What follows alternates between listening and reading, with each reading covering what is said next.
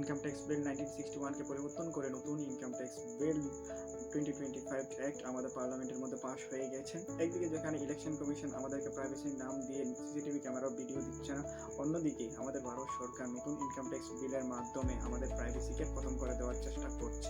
এই নতুন income tax বিল 2025 এর সেকশন নাম্বার 247 ইনকাম ট্যাক্স ডিপার্টমেন্টের অফিসারদেরকে পারমিশন দিচ্ছে যে বিনা অনুমতি ছাড়াই আমাদের সোশ্যাল মিডিয়া অ্যাকাউন্টকে প্রবেশ করে নিতে পারবে। যেখানে আমাদের সোশ্যাল মিডিয়া অ্যাকাউন্ট এখন আর নেই, অর্থাৎ আপনারা আমাদের হোয়াটসঅ্যাপ, ফেসবুক, ইনস্টাগ্রাম সহ ব্যাংক অ্যাকাউন্ট সহ নানান রকমের টিডিএস অ্যাকাউন্টের মধ্যে এখন ইনকাম ট্যাক্স অফিসারদের নজরবন্দিতে থাকবে, অর্থাৎ ভারত সরকারের নজরবন্দিতে থাকবে। তাহলে কোথায় রইল আমাদের ফ্রিডম অফ প্রাইভেসি?